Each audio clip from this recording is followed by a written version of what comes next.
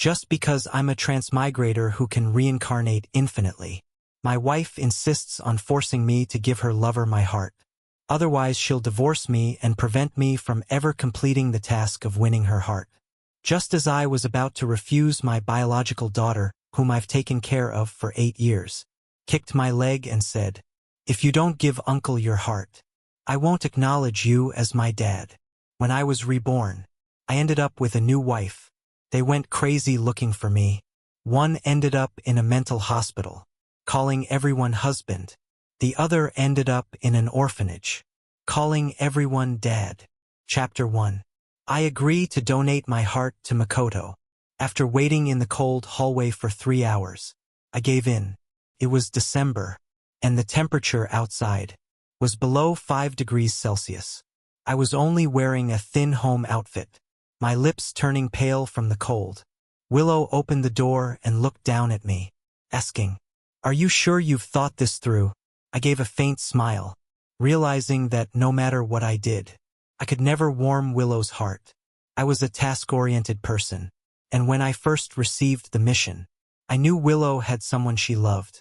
After failing 2 missions in a row, I followed the system's advice and switched identities to become Makoto's twin brother. With a face that resembled Makoto's, I successfully married Willow. 8 years of marriage, and I stayed by Willow's side without fail. Eventually, her affection for me reached 99%. I thought I had succeeded, until Makoto returned to the country and needed heart surgery. Willow wanted my heart. She said indifferently, "I know you're an outsider. You won't really die before the task is complete. It's just a heart. When this body dies, you can change identities and return to my side." At that moment, everything clicked. Why her affection was stuck at 99%, and how the last 1% was always out of reach. She was using this to threaten me. When I refused, Willow's affection dropped by a point. In the end, she honestly said, "Why bother? Even if you don't agree, you can't leave me.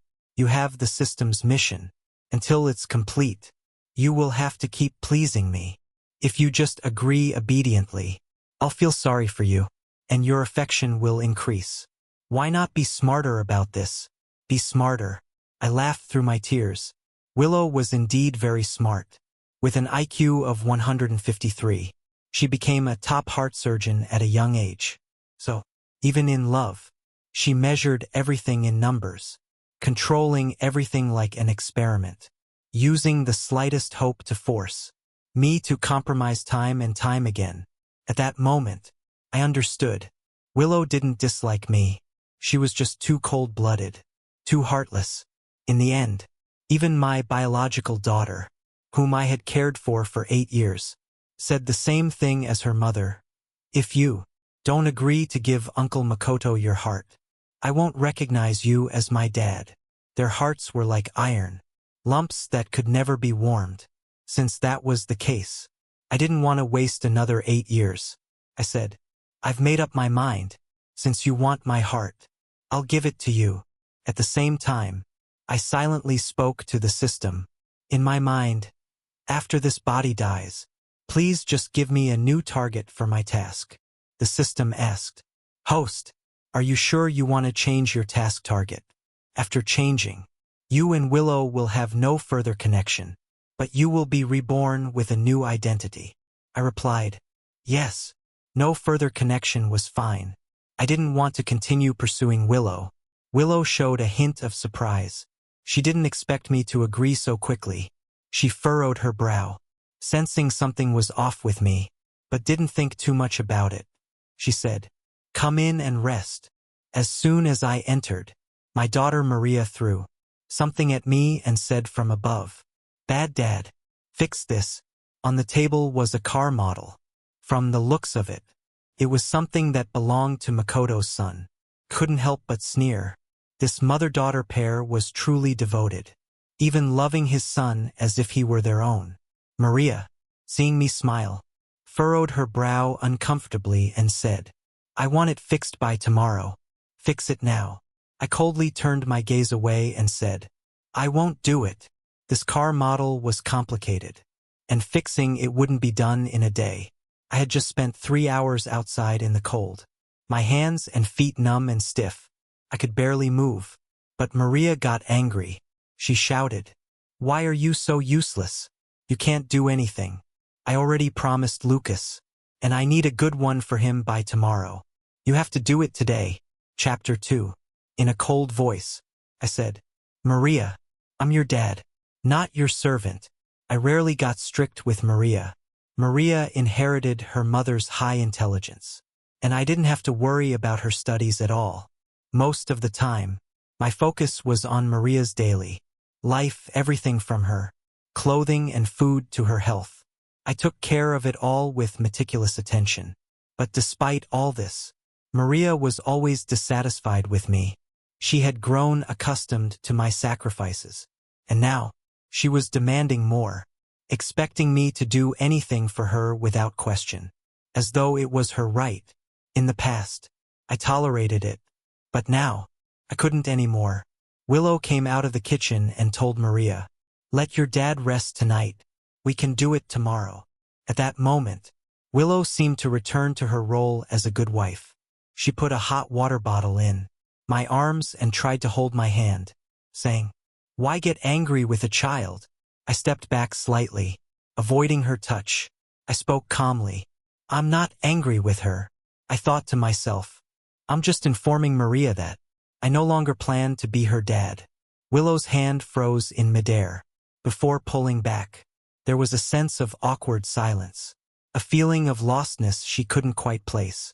Willow frowned. She had never seen me like this. In her mind, I should have exploded in anger, only to relent in the end. But now, I had skipped all the steps, and calmly accepted everything, as if I didn't care at all. She said, "Let's eat first." Willow changed the subject and brought out a bowl of fish soup from the kitchen. She handed me the first bowl. "Drink some soup to warm up. Isn't fish soup your favorite?"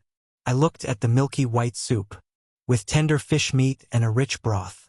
It was one of Willow's best dishes. But a bitterness rose in my heart. I said, "Makoto is the one who likes fish soup." Willow's movements paused for a moment, before she casually replied, "You're brothers. Your preferences should be similar." I gave a self-deprecating smile. Makoto and I had completely different tastes, but Willow only remembered Makoto's. Her mind, which usually only kept track of experimental data, had dedicated a space to remember everything about Makoto. I lowered my head and said, "I hate fish soup. I hate the fishy smell in it. It's unpleasant, disgusting. Drinking it feels like drinking swill." Willow's actions didn't stop. She just calmly said, "Eating fish is good for your heart." I tightened my grip on the spoon. So, this was what she cared about. I didn't say anything more, forcing myself to drink the entire bowl of fish soup before heading to my room. We had been married for 8 years, but Willow and I slept in separate rooms. She had said her sleep was light, so I volunteered to sleep in the guest room. And that's how it had been for 8 years. It was probably because she didn't want to share a bed with me. But now, I didn't care anymore. The next morning, I woke up feeling groggy, not knowing when I had fallen asleep. There was a loud knocking on the door. "Dad, Bad Dad, why aren't you up yet to make my breakfast?" My body felt heavy, and I struggled to get up, realizing it was already 8 o'clock. Maria had school at 7:30, and I usually woke up before 6 to prepare breakfast and the things she needed for school. I opened the door, and Maria kicked my calf. 7 years old. She had some strength, and the pain made me step back a few paces. I coldly asked, "Where's your mom?" The living room was empty, and there was no one in the room either. Maria casually said, "Mom went out. Her work is so important. Unlike you, a low-level worker who's too lazy to get up and make me breakfast." Willow was indeed busy. As one of the top heart surgeons in City A, she worked tirelessly, often neglecting Maria. When Maria was sick as a child, I took her to the hospital alone, running up and down, sweating profusely. In the end, Maria recovered, but I got sick. When Willow found out, she coldly said, "Next time, remember to call the nanny." "Call the nanny," she said lightly. She had never taken care of a child, so of course, she didn't understand how worrying it was when a child was ill. A nanny could only take care of errands. But how could I trust a nanny to provide the companionship and care a sick child needed? Willow didn't understand this. She only blamed me for not handling things well. Now, Maria felt the same. She said, "Uncle Makoto is right. You're just a lazy, useless man. Not a good dad at all." Children speak without thinking, but their words hurt the most. I looked at her, this child I had raised with my own hands.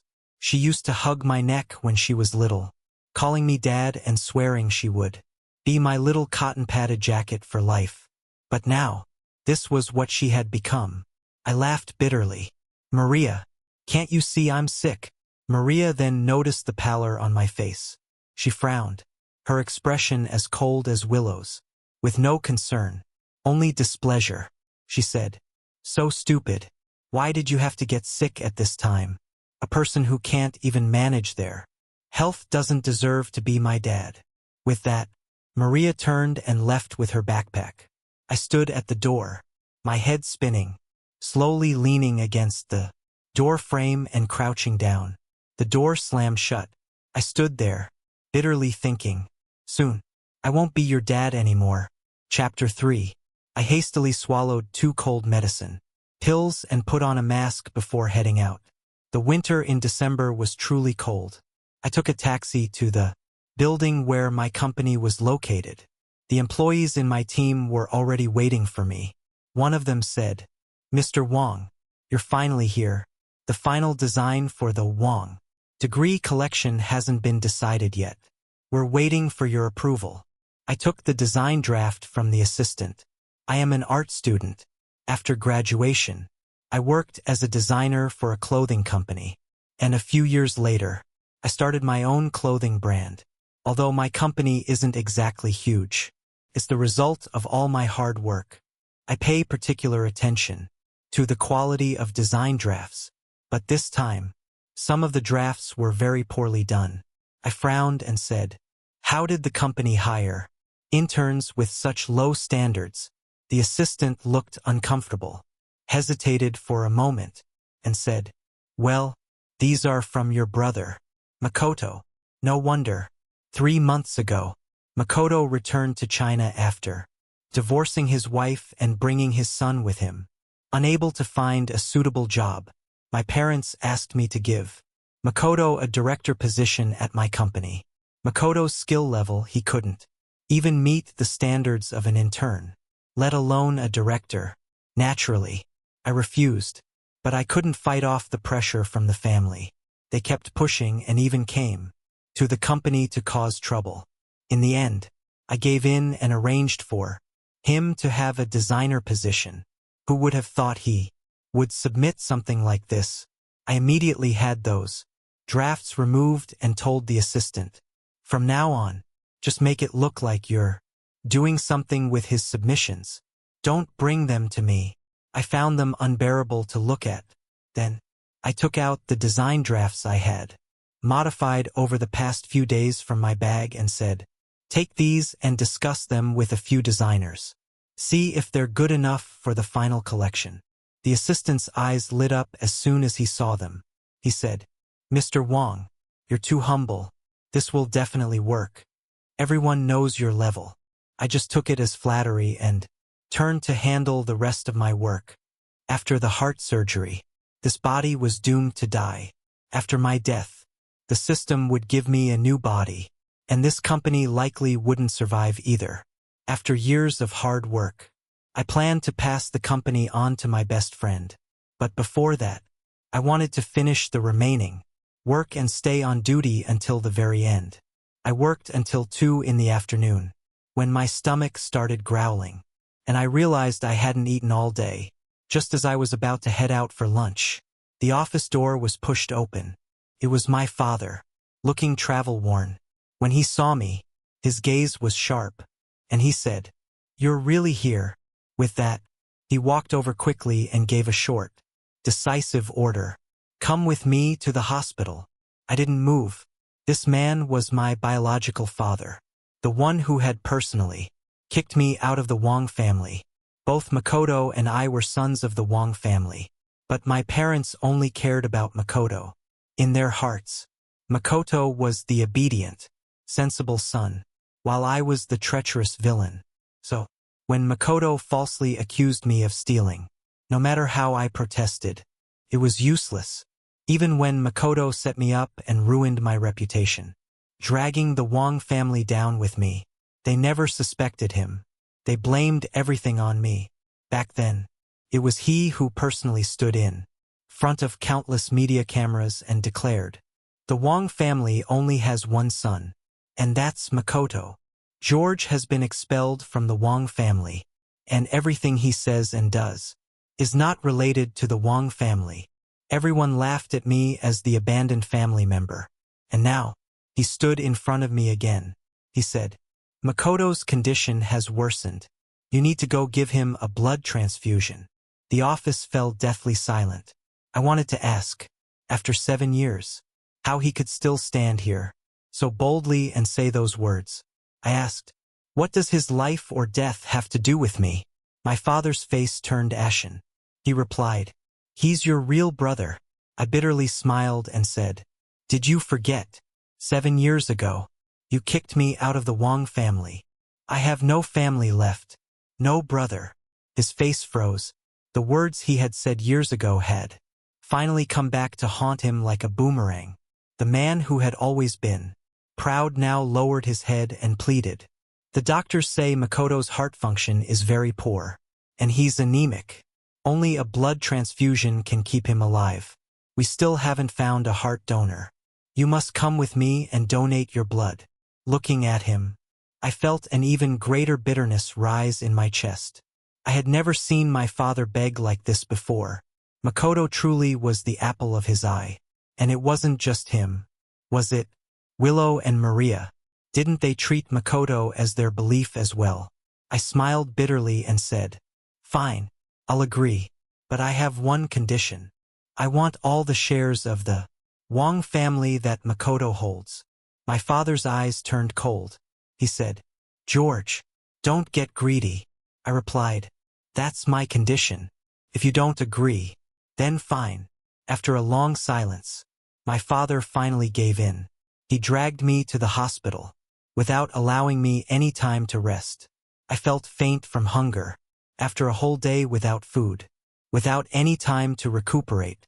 My father pulled me straight to the blood donation room. The nurse saw my pale face and kindly asked, "Are you experiencing low blood sugar? Do you need to rest or have something to eat?" But my father impatiently urged, "Hurry up. This private hospital was one my father had invested in, and his word was law here." The nurse, frightened, didn't dare to delay and quickly prepared the blood collection equipment. As soon as the needle was inserted, I felt dizzy. A severe cold, coupled with a whole day without food and the low blood sugar, caused me to struggle to breathe. My head uncontrollably tilted to the side. The nurse was horrified and cried out, "We can't continue. If we draw more, something will happen." My father's face turned dark. He was worried not because I might die, but because without me, Makoto would have no blood. He said, "Fine, stop here. Use what you have." I was supported into the restroom. I lost consciousness completely, and in a daze, I didn't know how much time passed. A woman barged in, slapped me hard across the face, and cried, "It's all your fault. What are you pretending to faint for? What use is this little bit of blood?" The pain woke me up, and I saw my mother's swollen face, her hands grabbing me, punching me, crying as she shouted, "Why did I have you two in the first place? If only it was just Makoto. You're a curse. Even when you were in my womb, you took away Makoto's nutrition, causing him to be born with heart disease. Now when we need your blood, you're here acting like you're dying. Do you want your brother to die that much?" Her cruel words pierced deep into my heart, who had never cried. now felt cold tears fall from my eyes. I had heard these words countless times since childhood. Just because Makoto and I were twins. Just because Makoto had heart problems. Everything was my fault. I took the life resources that should have belonged to him. No one in the family loved me. My wife and daughter hated me. From the moment I was born, I carried the original sin. Chapter 4. Slaps landed on my face one after another until a hand stopped them. It was my father who intervened and blocked my mother. Seeing Willow, my father was also surprised and asked, "Why are you here?" Willow replied, "I heard that Makoto's condition is worsening, so I came to check on him. Don't worry too much. I've already found a heart donor for him, and he will recover soon." My mother, who had been crying just moments ago, immediately stopped. She asked, "Really? Where did the heart come from? Is Makoto really going to be okay?" Willow reassured her again. "I have some other resources. I'll personally perform the surgery, and Makoto will definitely be fine." Upon hearing that Willow would personally conduct the surgery, my heart trembled. Then, a bitter laugh followed. After my mother left, Willow, sensing the intense heat in my body, helped me to the hospital room. She thoughtfully prepared a blanket and hot water. I lay on the bed, and Willow took my temperature. When she saw the thermometer reading 41 degrees Celsius, she frowned and said, "You have a fever. Why didn't you call me?" I curled up and sarcastically replied, "The brilliant director Liu, the master healer, probably didn't expect that staying in a corridor with a temperature of under 5 degrees Celsius for 3 hours could make someone sick. It wasn't that she didn't care. It was that she didn't care about me. The only thing she was ever concerned about was the heart inside my body." Willow paused, then seemed to feel guilty and murmured, "I'm sorry." Her voice was so soft I thought I might have imagined it. She sat beside the bed and took my burning hand, whispering, "I'm sorry. I promise that after this, I'll be with you, and we'll live together properly. Whatever conditions you want, I'll meet them. I'll love you properly." But I didn't look at her. I silently withdrew my hand. After an entire night of 4 drips, I began to feel better the next day. Willow didn't return to her hospital job but stayed by my side, bringing over some medicine. The medicine was bitter, and I frowned as I swallowed it. Willow placed a glass of orange juice in front of me. I asked, "How long will it take for me to recover?" Willow answered, "Generally, a regular cold takes about 7 days to heal. You have a high fever, so it might take around 10 days. I asked again, "Will this delay the heart transplant for Makoto?" I said it so casually, as though it was a trivial matter. Willow looked at me with a complicated expression, suddenly feeling like she didn't understand me anymore. She didn't respond immediately. I continued, "Even if I'm not healed, it won't matter, right? After all, once the heart is removed, I won't be alive anyway. Does a cold matter?" My words were too cruel, yet I said them with unnerving calmness, like a cold blade. For some reason, Willow seemed distressed. She insisted, "I'll make sure you are healthy enough to undergo surgery, healthy enough to go under the knife, only to never come back." I didn't understand her insistence. Outside the room, my father entered, holding a stock transfer agreement. He threw the file heavily onto my face and coldly said, "As you wished. All of Makoto's shares now belong to you." This document included both mine and Makoto's shares, totaling 20%. It was enough to secure a seat in the boardroom. I was satisfied and signed it. Once everyone left, I called my lawyer and said, "I'd like to arrange my inheritance." My lawyer, accompanied by my friend Kevin, came in. Upon seeing my pale, gaunt appearance, Kevin's anger flared. He cursed, "Bastards! How could they treat you like this? I'm going to make them pay." I stopped him. During my time trying to win Willow's heart, I didn't encounter many good people, but Kevin was an exception. He always stood by my side, no matter what I faced. He was the first one to offer help. Kevin was also, apart from Willow, the second person to know about the system I was using. At this point, I explained to Kevin that I was planning to change my target. He said, "So, you're finally going to get rid of Willow, that scumbag?" I nodded. Kevin stood up excitedly. "That's great. The system is finally doing something useful. You should have dumped Willow earlier. Let her suffer." I couldn't help but laugh at him, then turned to the lawyer and said, "I want to leave all of my shares in Wong Corp, the company, and some cash to Kevin. The rest, I want to donate to children in the mountains." The lawyer wasn't surprised by this, but still asked according to protocol. "And what about your family?" I answered, "Not a penny for them." Kevin's eyes reddened as he said, "I'll hold on to everything for you for now. When you return with your new identity, I'll give everything back. You must come back." I nodded. Just then, Willow walked in and asked, "What do you mean by come back?" Her gaze was sharp. I wasn't sure how much she had overheard, so I hurriedly explained. "I told Kevin that when I recover, I'll be traveling abroad for a while, and he asked me to bring something back for him." Willow didn't show much expression but scrutinized me for a moment before returning to her usual demeanor. She said, "Don't forget to go for the checkup later." I sighed in relief. Willow personally took me for the checkup. I knew this checkup was to see if my heart met the requirements for donation. After the checkup, I happened to run into Makoto. He was sitting in a wheelchair, his thin body under a hospital gown. His face was pale, and he coughed intermittently. Just sitting there made one feel heartbroken. Suddenly, Makoto spoke. "Bro, I heard from my wife that they found a heart for me. Aren't you happy for me?" I looked into his black eyes, so bright and innocent, but underneath, there was so much malice. Does he really not know anything? I replied, "Happy." I smiled and said with a touch of sincerity, "I'm very happy." Seeing no reaction from him, Makoto seemed somewhat dissatisfied. He raised his hand casually and said, "That's great. You've always had a bias against me. I thought you didn't want me to have the surgery." The ring on his middle finger was very conspicuous, matching the one Willow wore on her wrist. I didn't pretend not to see it.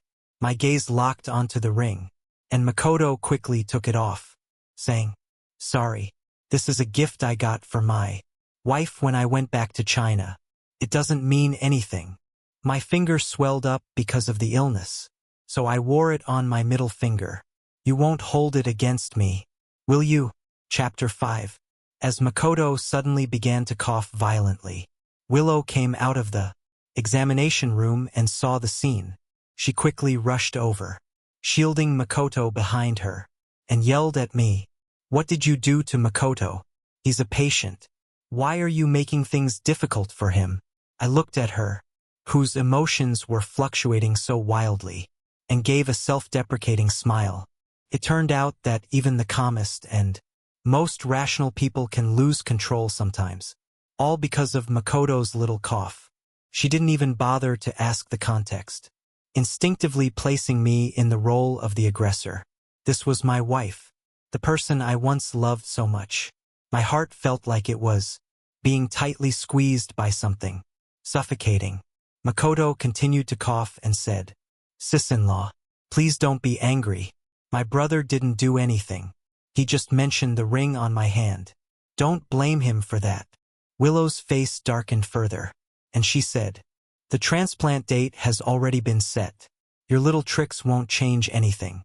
I won't let anything interfere with Makoto's surgery." She thought I was intentionally provoking Makoto's condition because I didn't want to donate my heart. But I didn't explain. There was no point in explaining. Willow would never listen to anything else. I just silently turned around and returned to the hospital room, closing the door behind me. Now, the only thing accompanying me was my design sketches.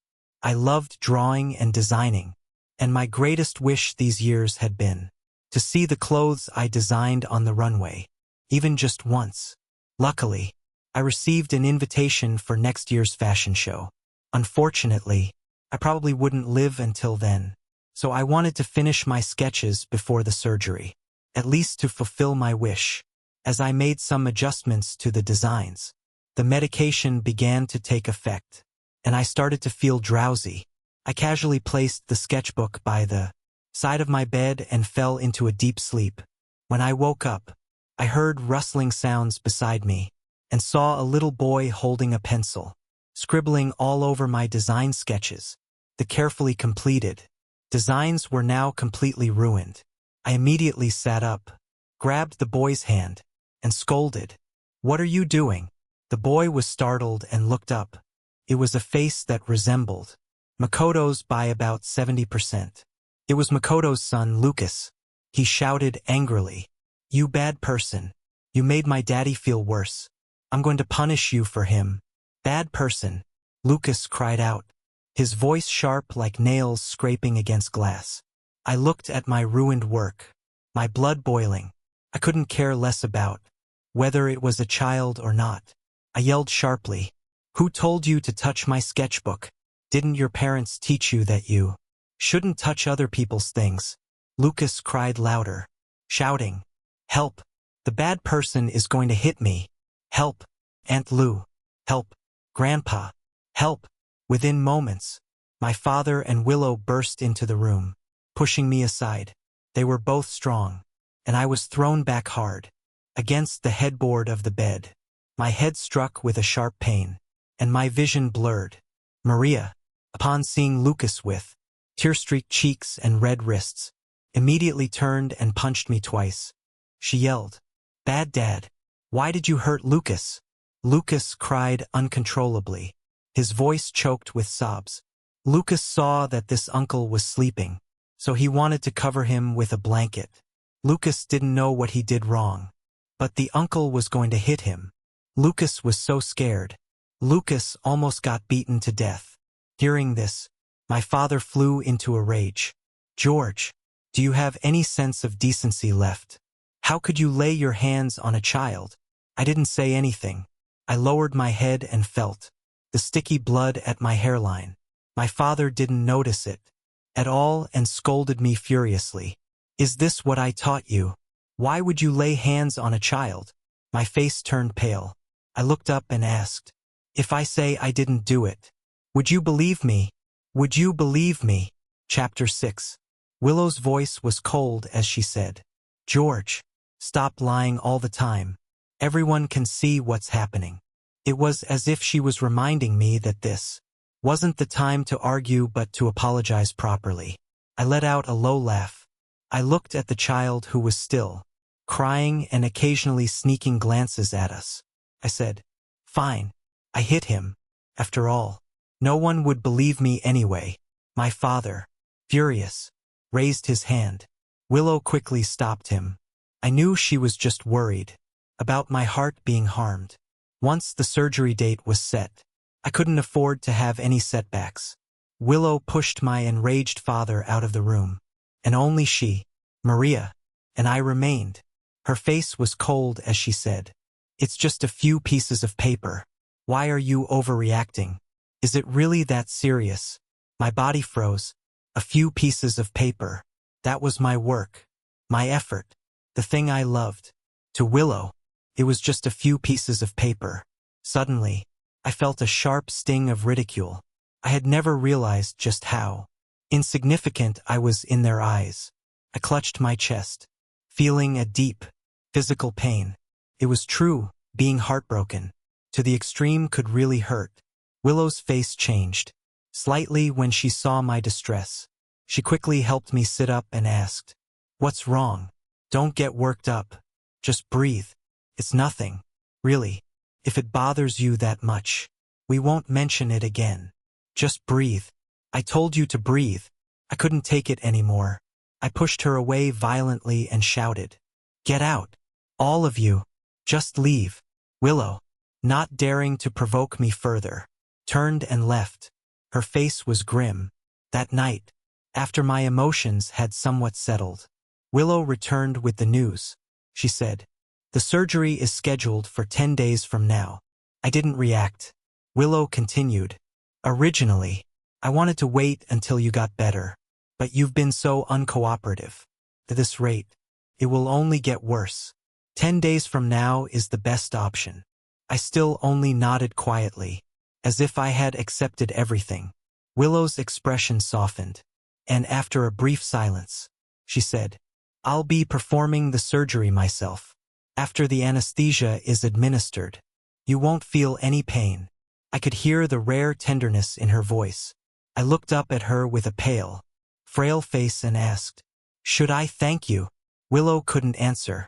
I was already so thin, my cheeks sunken, and my lips pale, lying in bed, with the last bit of resistance in my eyes. I asked, Willow, have you ever considered that I might actually die after the surgery? Willow froze. She stood motionless for a moment, feeling a flicker of panic for the first time. But quickly, Willow regained her composure, and with rationality, she said, it's already been confirmed. Until the task is completed, you won't really die. So stop trying to trick me with these words. The little bit of resistance I had in my eyes faded completely, turning dull and gray. This was my final effort. Willow, there is no one in this world who will knowingly let their heart be trampled on, yet foolishly continue to give it away. At least, not me. From now on, I will completely disappear from your life. The room was silent. Willow stared at me, and strangely, her heart seemed to hurt in a way it never had before. But soon, she suppressed the pain. Her rationality told her this was just temporary. Once the surgery was over, everything would go back to normal. She would make it up to George, and everything would be like it was before. George would be revived, and there would still be a chance. Chapter 7. After that, I spoke very little. Every day was either spent sketching or staring out of the window. The last 10 days passed by as if I were just counting down the hours, no longer attached to anything around me. Willow abandoned all her work to stay in the hospital, accompanying me for one test after another. Blood tests, medications, needles piercing my arm with no mercy, yet I didn't make a sound. The endless silence only seemed to make her more anxious. When passing by my hospital room, my father's expression was a mixture of confusion and anger. He asked, what are you trying to do? Do you really need all these tests for a simple cold? Are you just pretending to make us feel sorry for you? I didn't answer. My face had grown increasingly pale over the past days, and my body had lost much of its weight. My gaze never once turned toward him. A surge of unspoken anger rose within my father. He said, you've always been different from your brother. You're scheming, manipulative. Doing these things will only make us hate you more. The sensible thing would be to leave the hospital and disappear from our sight. As he spoke, my father pushed me roughly, already weak and frail. I lost my balance and fell, scattering the reports from my arms across the floor. My father was startled. He said, what are you pretending for? I barely nudged you, and now you're trying to get sympathy from your own father. I didn't explain. I gritted my teeth to endure the pain, bending down to pick up the scattered papers. They were all my test results. My father glanced at them, casually picking up one of the papers. He asked, why are you doing a heart ultrasound? He was about to continue looking at the other papers when Makoto's voice came from behind. Dad. He was in a wheelchair, looking weak, and he grabbed my father's sleeve. Dad, don't be mad at my brother.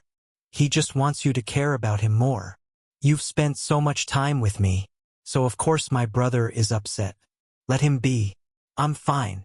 As he spoke, Makoto suddenly clutched his chest, gasping for air.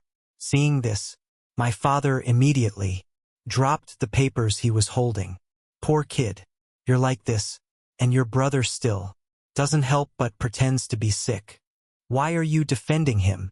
And if it weren't for him, would you even be born with this illness? A picture of paternal affection, the image of a perfect family. But my heart was already numb to it. Behind me, Willow emerged from the report room. When she saw what had happened, her face changed drastically. She rushed forward, picking up the reports, and without a word, dragged me back to my room. As soon as we entered, a stack of reports was thrown at me. Willow's tone was grim as she asked, "Is this intentional? Did you drop the reports in front of Makoto on purpose, hoping he'd see the contents and feel guilty enough to refuse the surgery? George, how can you be so malicious?" Her cold words hit me like a hammer to the heart. I looked down, giving a bitter smile. If you say so, then it must be true. After all, it didn't matter what I said. Whenever it came to Makoto, Willow lost all rationality. My family, my lover, even my daughter, everyone only trusted Makoto. No matter how much I explained, it would all be in vain. I silently returned to my bed and asked, "Do you need anything else?" Willow was silent for a moment. Then her gaze fell on the nightstand, on the sketchbook Lucas had destroyed. She said, "Before Makoto's surgery, he has one last wish, to appear at the fashion show as a designer. You're supposed to participate next year, right? Why not give him your spot?" Chapter 8. I looked up in surprise. I asked, "Do you know this is also my dream? How long I've worked for this? And now you want me to give my spot to him? I can't agree to that." Willow furrowed her brows again. She said, "It's just one spot. What's the big deal? Makoto isn't like you. He's afraid of the surgery. He just wants to fulfill a small wish before going under the knife. As his older brother, can't you at least satisfy this one request?" My fists clenched. How could she say this so lightly, as if all my efforts didn't matter? If Makoto wanted something, everything had to be given to him. I said, "I've already agreed to give him my heart. Now, does he want to take my life's work too?" Willow's heart shook. Outside, I heard Makoto's choked sobs. He said, "If you don't agree, I won't have the surgery. The surgery is so dangerous. What if I don't come out of it? I just want to fulfill a small wish. If you can't even grant that, I'd rather just die." My father quickly shook his head. "Silly child. How can you say such things? I promise you. I promise you." After saying this, my father quickly walked over to me and ordered, "This spot will go to your brother." His tone was final, not open for discussion. I refused to back down. "The organizers invited me. This is my hard work." My father's face immediately darkened. He shouted, "Makoto is your brother. Can't you stop being so selfish? Are you trying to kill him on purpose and enjoy it?" I stood my ground. "Fine, fine." My father said "fine" several times, in a row before pulling out his phone. He said in front of me, "Don't listen. Fine. Don't even think about keeping your pathetic company. Do you want me to send someone to buy it out now? You care about your precious work so much. Think carefully what's more important, your company or a single spot." I trembled, staring at him in disbelief. This was my father. He would use my weakness against me, time and time again, forcing me to compromise. My fists tightened. I knew, once my father said something like that, he could actually make it happen. Willow, standing by, also tried to persuade me.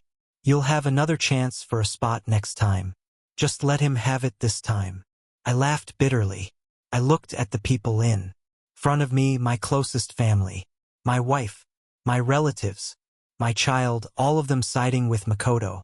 I replied, "Fine, I'll let him have it." Then I turned to the others and asked, "Are you all satisfied now?" Everyone breathed a sigh of relief and turned toward Makoto. Only I remained still, tilting my head back, closing my eyes, holding back tears. The light in my eyes slowly faded, until it completely extinguished. Later that evening, Willow brought me a bowl of porridge. It was the seafood porridge I loved, the aroma strong and inviting, but I had no appetite. I lay motionless on the bed. In the trash can, my sketches, which I had thrown away myself, lay discarded. Willow carefully brought the porridge to my mouth, but I didn't respond. I simply turned my head away, coldly. After a long silence, Willow set the porridge down and said, "Then eat it yourself." The room fell silent once again. I looked at the porridge on the table and, without a word, threw it into the trash can. The next day, I saw Makoto waiting in the hallway, his eyes gleaming with smugness. He said, "Brother, what's the use of your talent? In the end, the opportunity is still mine." Chapter 9. Makoto sneered. "No matter how hard you try, it's all in vain. Everything I want, Dad, Mom, and even Willow will put right in front of me. You've never enjoyed this kind of treatment, have you?" He suddenly burst into laughter, a cold, malicious smile on his face. "I wonder, after my surgery, if you'll still have the chance to see me on the runway." The look in his eyes was all too clear. He knew everything. He knew it all. I stared at him coldly and said, "Even if you get on stage, with your level, you'll only become a joke." Makoto's expression darkened immediately. With no one around, his face showed no pretense. He sneered, "Instead of worrying about me, you should be more concerned about your good friend. I heard he's causing some trouble." I turned pale. "What do you mean?" Makoto feigned innocence and said, "You still don't know. Your good buddy Kevin came to me, talking all sarcastic. I just told Dad that I didn't like him, and it seems like Dad's going to take care of him. It might be tricky, but you know how Dad works. He can easily frame him with some tax charges. He won't be out of prison for 10 or even 20 years. I couldn't hold myself back any longer. I raised my hand and slapped him across the face, yelling, "You lunatic! What's your problem with me? Why target my friend?" Makoto laughed carelessly. "Why shouldn't I? You don't have anything left for me to target. So I'll just make things hard for him. You can only blame yourself. You're the one who ruined your good buddy. What does it have to do with me?" Makoto grinned, looking so innocent, yet his words were filled with chilling cruelty. I raised my hand again, but this time, before I could strike, I was forcefully pushed away. Willow arrived, quickly pulling Makoto behind her. She shouted, "What are you doing?" Her eyes were filled with anger as she glared at me. "What has Makoto done to you? Why are you trying to hit him again?" In the blink of an eye, Makoto began to cough uncontrollably. He said, "Willow, it's not my brother's fault. It's just that I spoke carelessly and offended him. I don't mind if he hits me to vent his anger. I'm not in pain." Makoto suddenly began to act as if he was struggling to breathe, pretending to be in extreme discomfort, almost as if he were dying. Willow's face grew even darker. She shouted, "George, have you lost your mind? Why are you doing this to Makoto? Look what you've done to him." But I couldn't care less. I only had one thing on my mind, to call Kevin and warn him to be on guard. I took my phone out, but before I could dial, Willow smacked it out of my hand. She bit her lip and said, "Do you even have a heart? At a time like this, you're still thinking about your phone." Makoto's condition can't handle any more stress. The phone hit the ground. The screen shattered instantly. I picked it up and checked. It was completely dead, unable to turn on. Willow didn't even acknowledge my actions. She grabbed my hand and said loudly, "Makoto's condition is worsening. He needs to have surgery right away." That's when I noticed Makoto was clutching his chest, gasping for air, putting on a painfully exaggerated act. He tightly gripped Willow's clothes, but his eyes were smug, clearly enjoying the situation. It was all a show.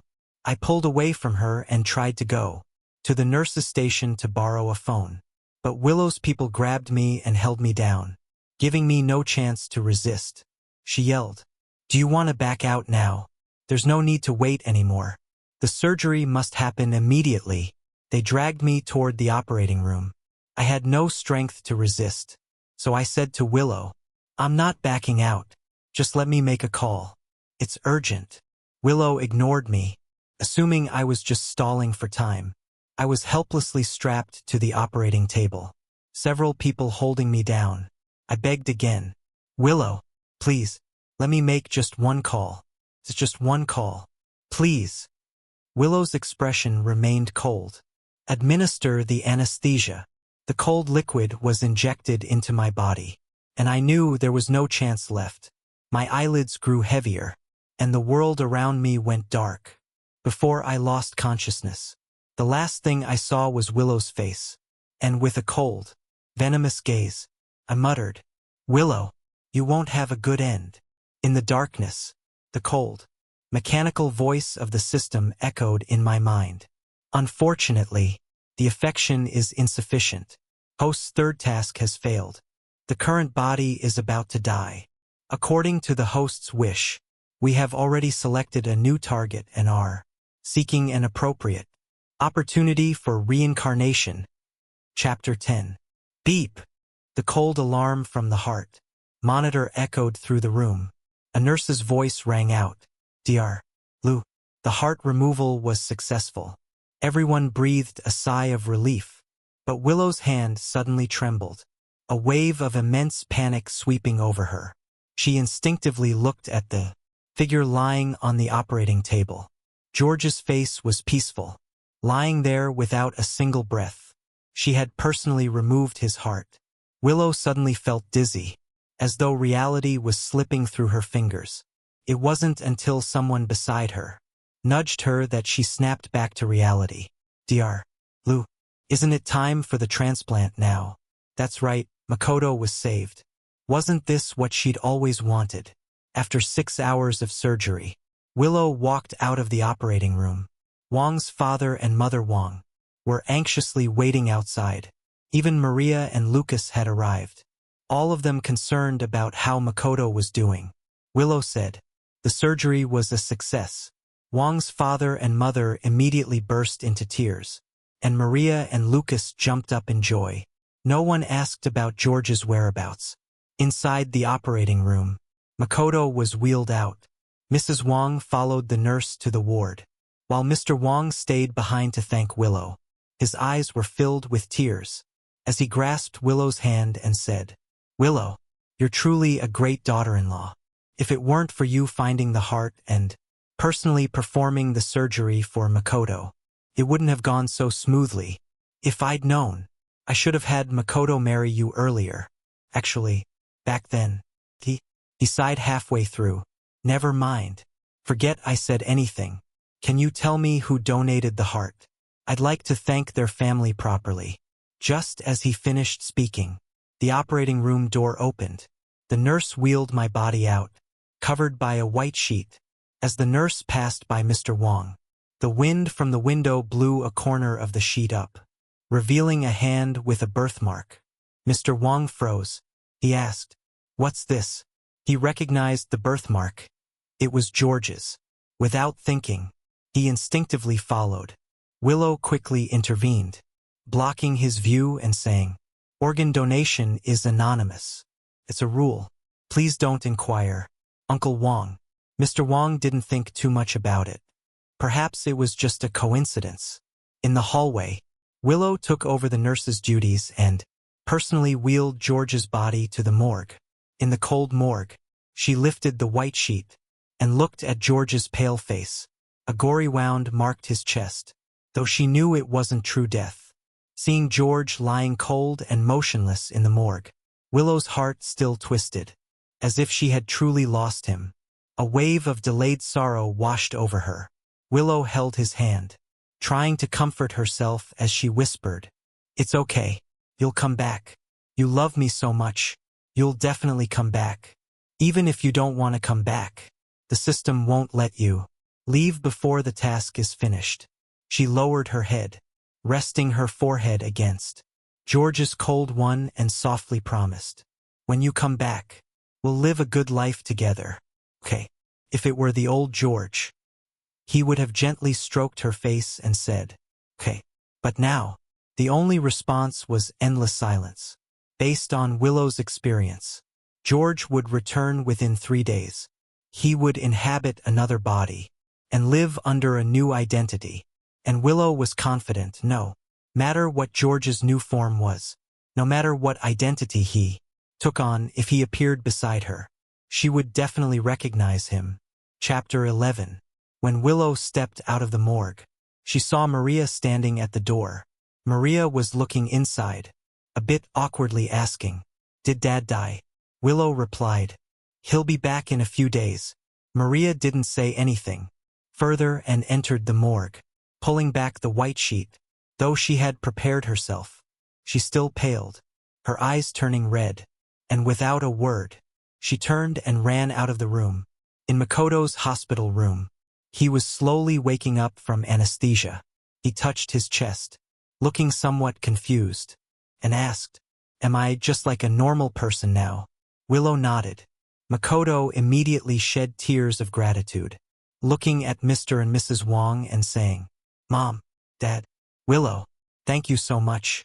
A happy atmosphere filled the room. Makoto wiped his eyes and suddenly brought up, "Where's George? My illness is cured, and I'm sure George would be happy. I want to tell him." Willow's face changed slightly. Mr. Wong snorted disdainfully and said, "Who knows where he's gone? Ever since you went into surgery, he hasn't shown up. He didn't even care about his own brother." A hint of realization flashed across Makoto's eyes. Still, he was uneasy and asked Willow, "Willow, is my brother angry with me?" Willow didn't know how to respond. No matter how she explained it, George was gone, his identity had died. She didn't answer but instead tried to comfort him. "Just rest, okay?" And then she left the room. That evening, Mr. Wong went outside for a smoke. He saw a nurse cleaning the neighboring room, which was empty. Unable to resist, he asked, "Where did the person in there go?" The nurse shook her head. "I don't know. I'm just here to clean." "Are you a family member? There's a piece of paper left on the bed. You can take it." The nurse handed him a piece of paper. Mr. Wong took it and saw that it was a compatibility test form. The result showed that George's heart was a perfect match for Makoto's. In the cold night, his hand trembled as he held the cigarette. He mumbled, "What is this?" The nurse, thinking he didn't understand, explained, "It's a compatibility test. The donor and recipient match perfectly." Mr. Wong's hands began to shake. He looked over the form again and again. The names George and Makoto, written clearly and unmistakably. In that instant, memories of the numerous tests George had undergone came rushing back. He recalled the test results he had found outside the hospital room. The body covered by a white sheet outside the operating room. The wind had blown the sheet up, revealing that familiar birthmark on the hand. Mr. Wong's hand trembled, and the form fell to the ground. Stumbling, he turned and rushed toward the morgue, nearly falling along the way. When he opened the morgue door, he saw George lying silently on the slab, his face drained of color. Mr. Wong stumbled and fell. Willow rushed to catch him, blocking his view. But before she could explain, Mr. Wong pushed her aside and, finally breaking down, asked, "What is going on?" Willow remained silent. He demanded, "You said you found a heart. Source, was it George's heart? What have you done?" Willow explained. Makoto's condition was dire, and the heart was hard to come by.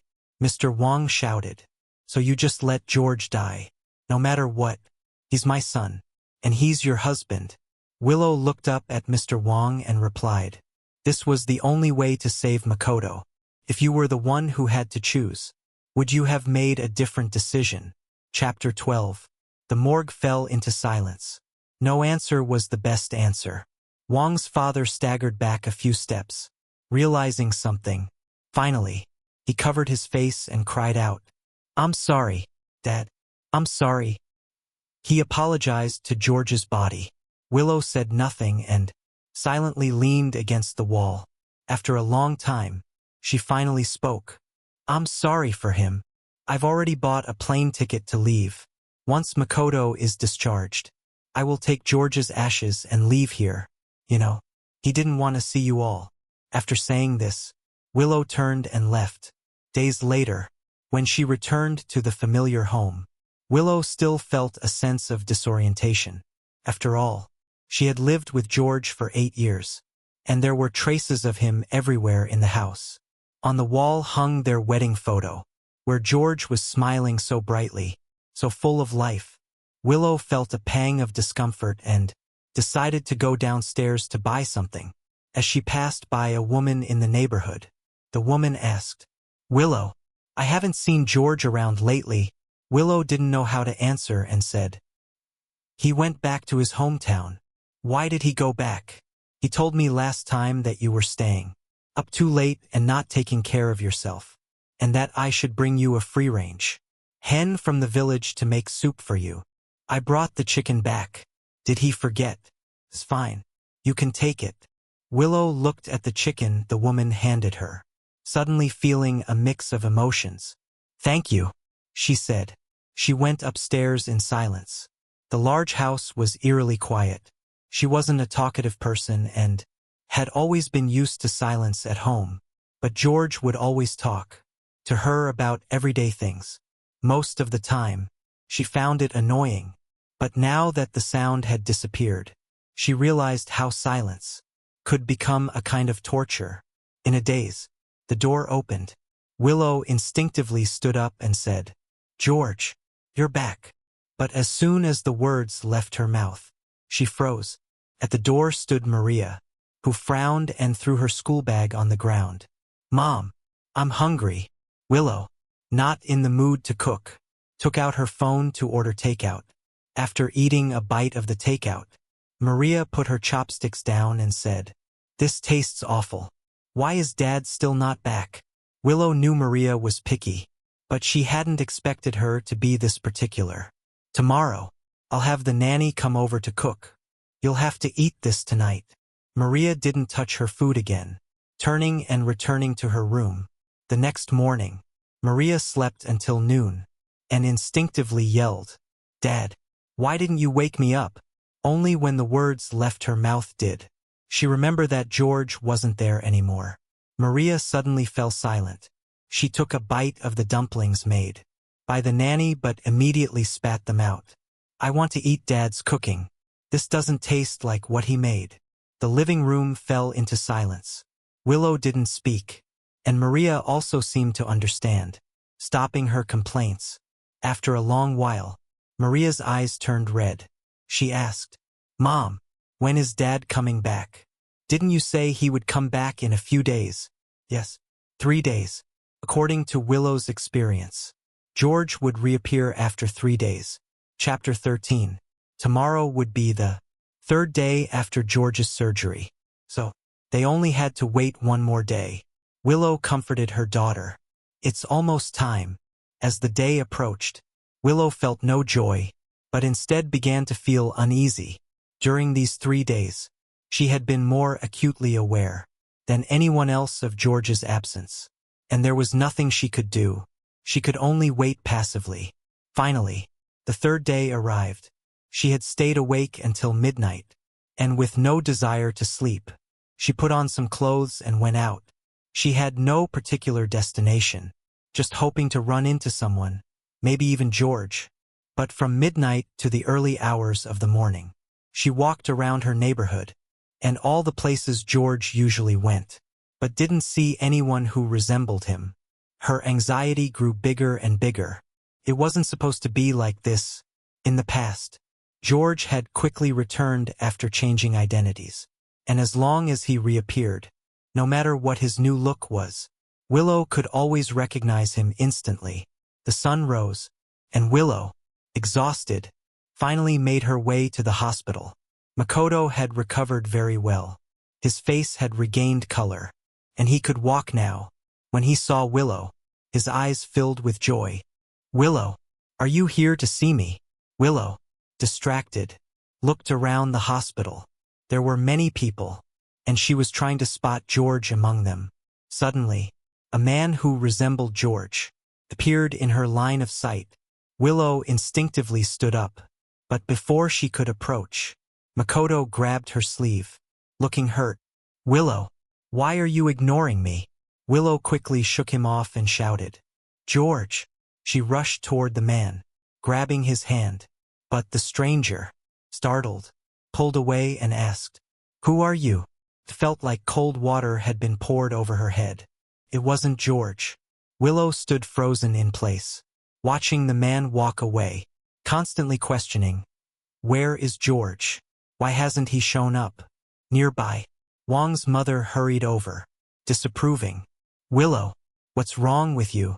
Makoto just had surgery, and you're acting like this.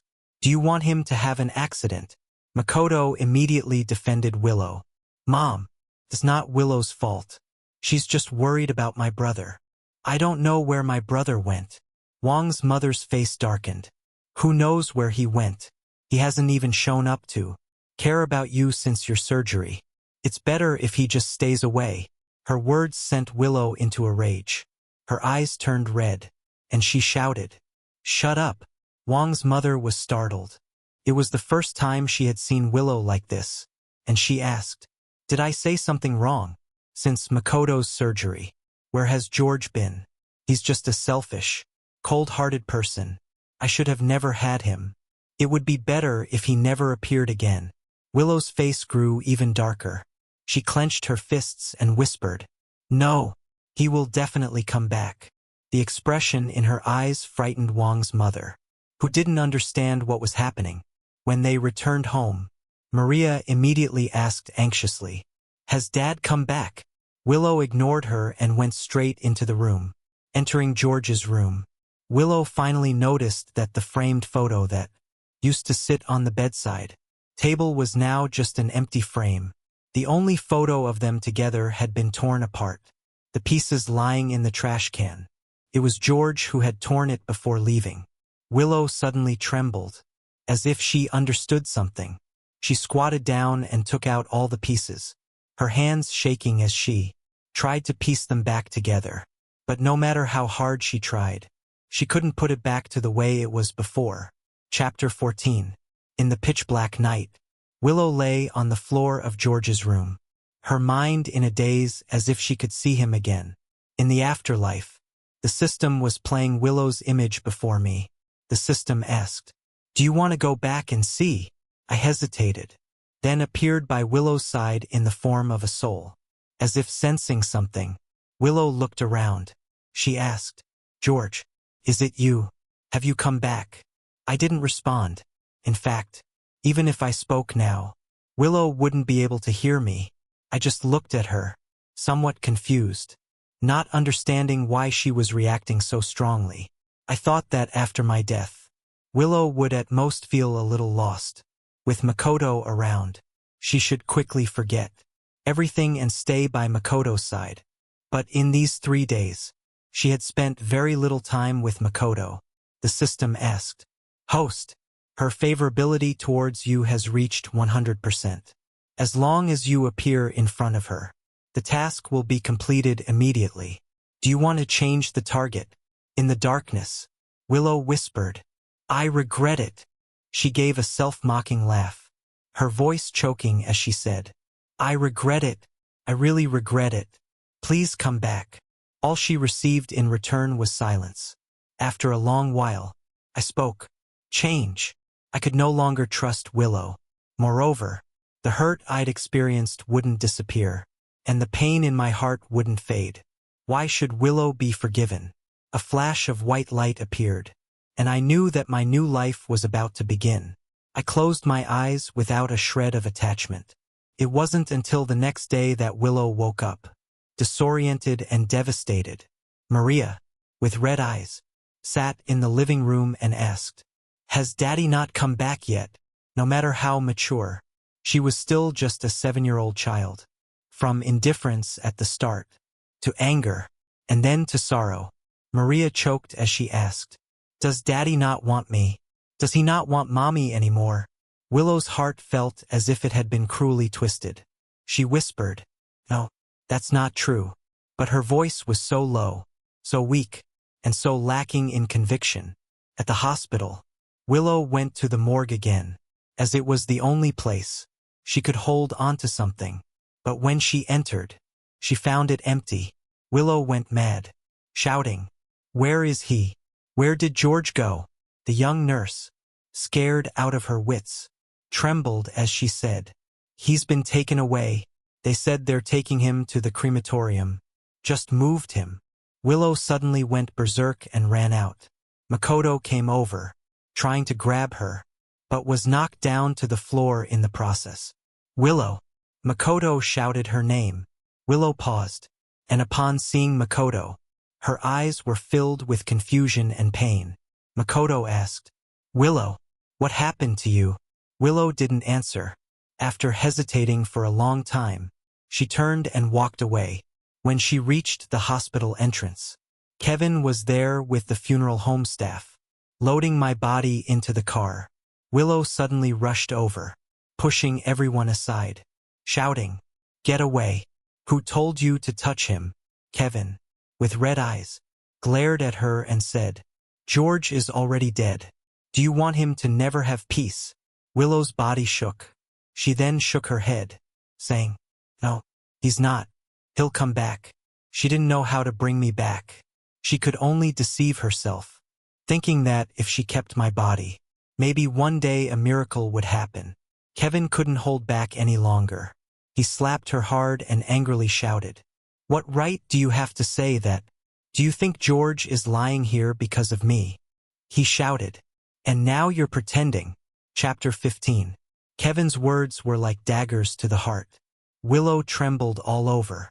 Her head lowered as she sobbed quietly, unable to refute anything. Behind her, my mother came over, bewildered, and asked, "What's going on? What's all this fuss about at the hospital entrance?" Only then did my mother notice the funeral home's car parked nearby, with a body wrapped inside, since it was already covered. My mother didn't realize it was me. She frowned in disdain and continued questioning Willow. "Makoto's feeling a bit unwell, and wanted you to check on him. Why aren't you concerned? I even thought you were a good girl and wanted Makoto to marry you." Nearby, Kevin sneered, "Taking your elder son's wife for your younger son. You really are a great mother." The sarcasm in his words was evident. My mother's expression instantly darkened. She said, "You wait a minute. You're George's friend, right? This is a family matter. What does it have to do with you? Also, how much longer is George going to stay dead? Why doesn't he come out himself, causing this ruckus? Tell him, if he's got the guts, he should die out there and never come back." Kevin's eyes turned red with anger. He then turned to Willow, gritting his teeth as he mockingly said, "Looks like you've been hiding things pretty well." My mother didn't understand what he meant. Makoto hurried over from behind, grabbing my mother, trying to get her to leave. He said, "Mom, I'm not feeling well. Can you take me home to rest?" My mother immediately lost all focus on the situation, only wanting to take Makoto away, but Kevin blocked their way. He stood in front of them, tearing off Makoto's fake facade, saying, "Why are you in such a hurry to take your mom away? Afraid she'll learn the truth?" Makoto's face started to pale. He said, "What are you talking about? I don't understand." My mother sensed something was off, but still stood by Makoto's side, questioning Kevin. "What exactly are you trying to say?" Kevin asked. "Aren't you curious where the heart inside your son came from?" Without thinking, my mother replied, "Of course. It was donated by a kind-hearted person." Kevin laughed in disbelief. He said, "Do you need me to remind you how hard it is to wait for an organ donation? Makoto was in the hospital for so long and couldn't get a heart. So how did George, who was just hospitalized, get one? Whose heart is he using?" My mother turned even paler and scolded, "You're talking nonsense. How could I ever go dig up George's heart? Don't make baseless accusations." Kevin turned to Willow and asked, "Is it an accusation? Ask your good daughter-in-law." My mother's face grew even whiter. She looked at Willow, but Willow just lowered her head. Then she looked at Makoto, who was desperately shaking his head, claiming to know nothing. My mother's chest heaved as she continued to refute. "This can't be. How could this be? You're just talking nonsense." Before she could finish her sentence, Kevin pulled her in front of the funeral home's car. He unzipped the body bag, revealing my corpse. My father rushed over, but was still a step too slow. My mother let out a blood-curdling scream, her body going limp as she stared at the person in front of her. "Let go of her," my father shouted as he rushed forward, holding my mother up and trying to block her view. But it was too late. My mother's eyes widened in disbelief as she stared at the person in front of her. Her mouth hung open, and she couldn't find the words to speak for a long time. She could barely stand, leaning on my father, feeling like something inside her mind had snapped. She muttered, "How is this possible? How could this?" Kevin sneered. "Take a good look. Makoto's life was bought with your other son's life." These words were a direct blow to her heart. My mother couldn't take it anymore, letting out a final, heart-wrenching wail before collapsing unconscious. Chapter 16. Makoto's face wasn't much better than my mother's. Kevin walked up to him, and Makoto, terrified, stepped back. He finally braced himself against the wall, looking at Kevin in fear. He stammered, "I don't know. I really don't know anything." Still pretending. Even now, Kevin almost wanted to tear his face apart. But that would be too easy. He looked at Makoto, speaking each word deliberately. "Do you think you've won? George died because of you. From now on, your parents, your children, everyone will remember this fact. You'll forever be a sinner, never able to hold your head high in front of George. And no one will ever unconditionally favor you again." For the first time, true fear appeared on Makoto's face. His legs gave way, and he collapsed onto the floor. Seeing this, Kevin turned around and pushed my body into the car. Then he asked the lifeless Willow standing beside him, "I've already found a grave for George. You'll never find it. Never show up at his grave and dirty his eyes." Willow seemed to have had her soul sucked away, standing in pain and confusion. She murmured, "He really won't come back, will he?" She didn't believe it. Willow looked around, ignoring the strange stares of the people around her. She shouted loudly, "Don't you have a system? Didn't it say you couldn't leave until the task was completed?" System. Come out. Why didn't he come back this time? The people passing by thought she had gone mad. Makoto, frightened, looked at her and cautiously spoke. "Willow."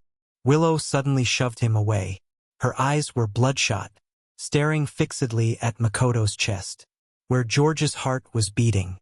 It was all because of Makoto. If it weren't for that surgery, George wouldn't have disappeared, and nothing would have happened. She had never regretted anything as much as she did now. Makoto was startled and stumbled back. Willow's gaze felt like she was trying to dig his heart out. Once back in the hospital room, Makoto's face had lost all color. My mother had already regained consciousness, but she was still dazed. When she looked at Makoto lying on the bed, she suddenly shouted, "George!" Makoto's face instantly turned pale. He trembled for a while, then whispered, "It's all my fault. I killed my brother. I'll return his heart to him. I'll pay with my life." Saying this, Makoto grabbed a fruit knife from the bedside table, intending to stab himself in the chest. My father hurriedly stopped him. In the past, my mother had always been the one most heartbroken over her son. But now, she just coldly looked at him and said, "George is dead. What are you trying to do this for? Who are you doing this for?" Makoto's body stiffened. Before, my mother had never spoken to him like that. Now, her cold words stung deeply, and he realized how harsh they could be. My father, with red eyes, also said, "This is George's heart. No matter what you do, you cannot harm this heart." Makoto looked at him in disbelief. The two people who had once loved him the most had changed their attitude completely. He had switched places with the old me. In his panic, Makoto saw Willow standing at the door and said, "Willow, do you blame me too? Do you think I killed my brother? But I didn't know anything. Why are you all blaming me?" Makoto's eyes reddened, feeling incredibly wronged. If this were the past, everyone in this room would have rushed to comfort him. But now, No one moved. Willow just looked at him and asked, "You really don't know?" Chapter 17. Makoto was completely abandoned by everyone. My mother no longer had the heart to stay by Makoto's side in the hospital. She spent her days in a daze, and the next day, she was sent home. My father also couldn't focus on caring for Makoto anymore and made an excuse to return to the company. Willow's mental state was deteriorating too. She didn't believe I was dead. She spent all her time trying every possible way to find me, searching for the system, desperate for an explanation. It wasn't until her friend could no longer stand it that they went out for drinks to ease her mind. While crossing a street, they happened to spot a man standing under a street lamp, and every move he made was just like mine. Willow suddenly jumped to her feet, rushing toward the door without thinking. Cars zoomed past the street, and Willow was only saved when her friend grabbed her in time. But when she looked again, the figure was gone. Panicked, Willow didn't stop to think about whether what she had seen was real or just an illusion. She dashed across the street in search of the man. At that moment, I had already become David. I had switched to a younger body and was waiting for my new target in a cafe. This target was also the person I was supposed to marry in this life. The system had told me that this task would be easy, almost like a compensation. But just before the person arrived, a figure appeared before me, leaving me stunned. George Wong. Willow had chased me all the way to this cafe. Seeing me sitting by the window, the longing and emotions she had been holding back came flooding out as she threw herself at me. I froze, then quickly reacted, pushing Willow away. "I'm sorry, but I don't know you." Since I had switched bodies, I hadn't seen Willow, nor had I intentionally kept up with any news about her. So I didn't know how much she had changed. Now looking so worn out, once meticulous and almost obsessive about cleanliness. Now she reeked of alcohol, with deep circles under her eyes, and tears streaming down her red face. The look she gave me was one of someone seeing a long-lost treasure. I stepped back, surprised. I hadn't expected Willow to be so devastated by my departure. Wasn't she supposed to be happy? She had the chance to be with Makoto now. I couldn't understand, nor did I want to dwell on it. I quickly regained my composure and calmly said, "Miss, I think you've mistaken me. My surname is Jean, not Wong." Looking into my unfamiliar eyes, Willow stood there, stunned. How could this be? She couldn't have mistaken me. From across the glass, she had seen the way I sat, how I drank my coffee, even the small movements I made. Everything was identical to George. How could I not be George? In the time it took for her hesitation, I stood up and left my seat. Willow hurried to follow, but a bodyguard appeared out of nowhere and blocked her. I got into a car, maintaining my cold and distant expression. "Sorry, I really don't know you. Please don't look for me again." With that, the car door closed. The world grew quiet. I leaned back in my seat, rubbing my temples. I asked the system, "How did she find me?" The system replied, "She's been looking for you, going to crowded places to increase the chances of a reunion." It was just a coincidence. I was speechless, then sighed. If it were before, I would have been overjoyed, knowing how much Willow cared for me. Now, I only felt that this belated affection was nothing but hollow. Willow only regretted now, but it was too late. Chapter 18. When I returned to the Jean household, as soon as I entered the door, I saw my mother rushing over, worried. "My dear son, I heard from the bodyguard that you encountered a crazy person today. Are you all right? Was it scary? Did they hurt you?" She looked me over carefully, her expression full of concern. Only when she was sure I was fine did she pat her chest and say, "That really scared me. How can there still be mad people wandering around in broad daylight?" Looking at my mother, who was so concerned about me, warmth filled my heart. The system had indeed given me a good family. My parents loved me, and I had 2 sisters who doted on me. Even the woman I was supposed to marry was someone I had known since childhood, Anna. The marriage partner arranged by the system. Everything was so happy. Remembering our interrupted meeting earlier, I spoke up. But I didn't get to meet Anna today. She immediately said, "No rush, no rush. I'm very close with Lee's mother. I've already invited them over for dinner, so you'll get to meet her tonight." I smiled. In the systems and her words, Anna was a good person. It seemed this task wouldn't be too difficult. On the other side, Willow, disappointed, returned home and mobilized all her resources to find David. Soon, Mr. Wong gave a reply. He said, "Willow, this person is David Jean, the young master of the Jean family. Why are you looking for him?" Willow stared at the photo of David, her fingers trembling. She said, "No, he's George."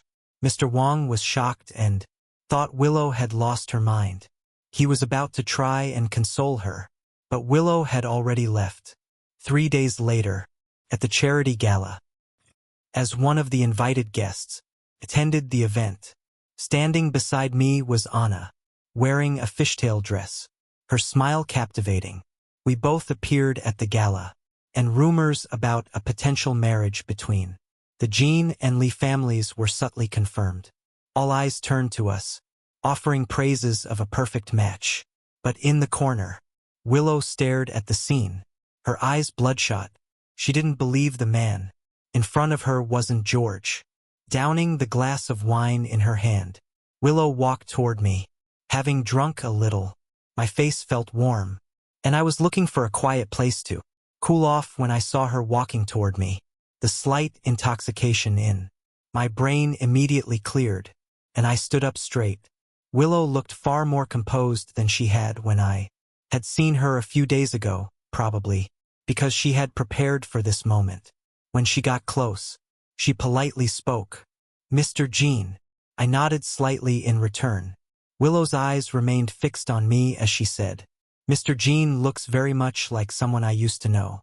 The evening breeze cleared my head, and I asked, "Who?" She replied, "My husband." I smiled. In the past, Willow never liked to admit in front of others that I was her husband, because her heart belonged to Makoto. The only person she had ever wanted to marry was him.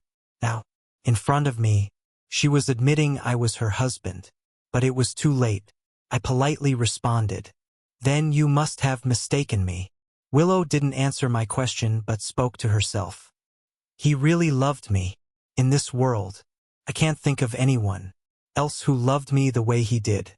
It's a pity that at first, I didn't like him. I married him only because he looked like the person I loved." My throat felt dry, and the wind made my eyes sting. I didn't understand why Willow was saying this to me now. Was she reminiscing about the past? She continued, "But eventually, I really fell in love with him." Chapter 19. Until now, Willow stared at the man before her, and finally stopped lying to herself. She said, "First, I treated him as a substitute, but I really fell in love with him. I can tell the difference between him and others. When I look at him, I no longer see him as someone else." I was speechless. So, what Willow said now was something I had never felt in the past 8 years. Had she ever cared about me? She continued, "So I regret it." Willow's eyes were red, and her voice trembled as she said, "I regret not realizing my feelings sooner. I regret hurting him. Regret doing things that can never be undone. George, I regret it. Please forgive me. Let's start over. I'll make it up to you little by little. Let's forget the past." "Okay," Willow said, grabbing my hand, her eyes red and pleading. I could feel her trembling, but my heart had already been shattered beyond repair. I could no longer bear this belated love. I slowly pulled my hand away and showed her the ring on my ring finger. "Miss, I don't know what you mean. I've already told you. My surname is Jean. I'm not your husband. And I'm already engaged." Willow's eyes widened. She stared at the ring, then instinctively refuted. "Impossible." I asked, "Why is it impossible?" she said. Because you love me. Willow suppressed her emotions and continued. You clearly love me. How could you be engaged to someone else? This must be fake, right? You're doing this to make me angry. I know I was wrong. I will never hurt you again. Please, take the ring off. Okay. By the end, Willow was almost begging me. I couldn't help but feel disgusted. She knew everything. She knew how much I had once loved her, and how much pain I had suffered. But she simply never cared. When I loved Willow the most, all I got in return was endless pain. Now, Willow was standing in front of me, saying all these words. What did it even mean? I spoke. You say he's your husband, the one who loved you so much. Then where is he now? Willow froze in place. George was dead. No one knew better than her. He had died on her operating table. He died at her hands. The heavy truth caused her unbearable pain. She couldn't even look at me, let alone beg for anything from me. But she was so unwilling to accept it. After all, George had loved her so much. She said, I hurt him. Now I regret it. I just want to ask for his forgiveness. Tell me, how can I get his forgiveness? As she spoke, it was as though she were breaking down entirely. The door to the lounge opened again, and Anna entered, sensing the strange atmosphere. What's going on? Seeing her, I immediately gave a faint smile. In front of Willow, I put my arm around Anna and said, This lady mistook me for her husband. She's asking me if, after hurting her husband, she can still ask for his forgiveness. Anna, do you think her husband would forgive her? Anna gave me a long, thoughtful look and then answered, A woman who truly loves a man would never hurt him. If she has already hurt him, she has no right to ask for forgiveness, because the harm has been done, and time cannot be turned back to undo everything. Those who hurt the ones they love are destined to lack the capacity to love, and do not deserve to be loved in return. Chapter 20. Every word Anna said was exactly what I wanted to say. I turned to Willow and asked, Miss Lu, do you understand now? Spilled water cannot be retrieved, and a broken mirror cannot be mended. If you truly can't let him go, you should take good care of your child. At least that would be a way to make amends to him. With that, I took Anna's hand and left. As we walked by the dessert table, I hesitated before finally speaking. Aren't you going to ask me something? Anna remained calm, picking up a piece of dessert and saying, When you're ready to talk, you'll tell me. If you don't want to, forcing you won't help. Besides, I trust you. Anna's expression was serious as she added, Whenever you're ready to share, I'll be here, listening patiently. I looked at her and took the dessert from her hand. It was all my favorite flavors. Suddenly, I spoke up. Anna, will you marry me? The wedding date was set quickly. I took another step towards a new life.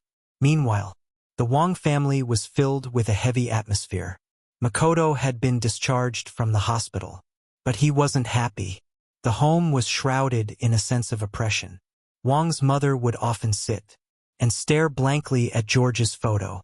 One day, she went into George's old room again and started cleaning the few belongings he had left behind. George had very little in the Wang household. When the Wang family had kicked him out, George had packed most of his things. The rest were thrown away, and whatever was left behind was shoved into the storage room. After George's death, Wang's mother retrieved his things from the storage room and placed them back in his old room. She even ordered custom bedding and decorations that George had used, redecorating the room to look just like it did when he was living there, as if he were still around. Makoto saw this and felt a mixture of grievance and frustration. Why should George receive all the love only after he was gone? He approached the doorway and spoke hoarsely. Mom, come downstairs and eat something. Wang's mother, however, coldly responded, I'm not eating. Makoto ran over, knelt down, and looked at her, pleading, Mom, all of it is my fault. Please don't hurt yourself. I owe George, but you need to eat. Wang's mother suddenly pushed him away and slapped him hard across the face. She shouted, "It's your fault." Her voice broke as she screamed at Makoto. "If it weren't for you, George would still be alive. Still be alive. My George." Makoto collapsed to the ground, unable to believe what was happening. He covered his face, shocked. Wang's mother had never slapped him before. Now, she was hitting him for George. Makoto could no longer control himself and furiously questioned, "What does this have to do with me? I wasn't the one who performed the surgery. I wasn't the one who came up with the idea. Didn't you say that my heart disease was caused by him in the first place? So, he gave me his heart. What's wrong with that? Wasn't I your most beloved child? Why are you hitting and cursing me over such a worthless person?" Wang's mother's face turned red with fury, and she gasped for breath.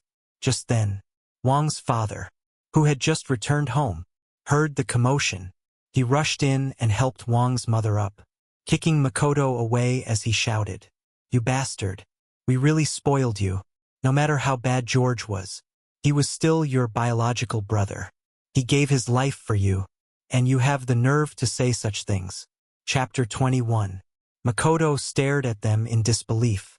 He pressed his chest and loudly claimed he was having trouble breathing, just like before. But all he got in return was a cold glare from Wang's father, who said, "Your condition is fine now. This heart is George's. It's perfectly healthy. Who would believe this act?" Makoto's expression twisted completely. In his mind, after the surgery, everything should have fallen into place. The parents' favoritism, Willow's confession, he thought. All of it would naturally come to him. But the reality was that he lost everything. Why was this happening? Makoto clenched his fists in frustration, unwilling to accept it. Meanwhile, news of the Lee family's engagement quickly spread through their circles. When Willow heard the news, her eyes went red with anger and sorrow. A woman who usually avoided drinking was now getting drunk at a bar, lying on the floor, murmuring my name and whispering apologies. The warm, happy home she once had was now empty, just a desolate echo. On the day of the engagement, Anna and I appeared side by side, receiving everyone's well wishes. I made my rounds, toasting with guests. After a few rounds, I started to feel worn out, so I turned to Anna, excusing myself and heading to the lounge. As soon as I stepped into the lounge, the figure lunged at me. "Dad." It was Maria. At that moment, she was completely different from the aloof, cold girl I used to know. Her eyes were red, and she clung to my coat, as though terrified I might disappear. She said, "Dad, don't you want me anymore?" Seeing Maria, my heart instinctively tightened. She was my child. After all, I sighed and took out a tissue to wipe her tears, then adjusted her disheveled clothes. I looked at Willow and asked, "Is this how you take care of her?" Her shoes were dirty, her clothes out of season, and her hair looked like it hadn't been washed in days. Most concerning was that she looked so much thinner. Willow seemed pleased that I finally acknowledged my identity, smiling as she said, "I'm so useless. I can't do these things right. Maria has always been taken care of by you. She can't live without you." I silently looked at her. I had already guessed Willow's intention in bringing Maria to see me. She was simply trying to use the child to bind me to her. But I had already made up my mind to let go of everything from the past. I gently looked at Maria and said, "You're a smart girl, and you're very capable. Even without your father, you'll be just fine." Maria immediately began crying, choking out, "No, I don't want that. Aren't you my dad? Why don't you want to take care of me? Why don't you want me? Is it because I didn't listen to you? I know I was wrong. I'll listen from now on. Please don't leave me. Don't leave Mom." She was still just 7 years old. Losing her father was undoubtedly painful for her. I gently stroked her hair. Then I turned to Willow and said, "You shouldn't have brought her here. This would only hurt Maria more." Willow, with nothing but me in her eyes, whispered, Even if you can't forgive me, even if you hate me for the rest of your life, please don't leave me. I knew that if I didn't clear things up once and for all, Willow would never give up. I spoke softly. Willow, you're just not used to it. We've been living together for 8 years. It's normal to feel lost at first, but time will heal everything. Makoto is still waiting for you. She snapped. No, it's not like that. Suddenly, Willow became emotionally agitated, shouting, I love you. I only understand now. I can't live without you. I looked at her with a bitter smile and said, then why did you hurt me over and over again back then? Chapter 22. You know, I don't want anything from you. I just want you to like me. Willow, you said you've liked me for a long time, and I believe that, but your affection is too shallow. You always keep your feelings for me at 99%, always dangling that 1% over me. I said each word clearly. I'm a person, too. I can feel pain and exhaustion. Why do you think I'll keep giving unconditionally? Willow shook her head in agony, suddenly collapsing on her knees, trembling as she begged. It's not like that. I'm just afraid. I'm afraid you only stay with me because of the system. I'm afraid that once the affection reaches 100%, you'll leave. I can't lose you. I just can't lose you. The painful memories of the past seemed to drown me once again. I pushed Willow away and shook my head. But what's done is done. Willow, you've already hurt me so deeply. Don't bother me anymore. I just wanted to start a new life. Seeing the pain on my face, Willow looked as if she had been struck by a heavy blow.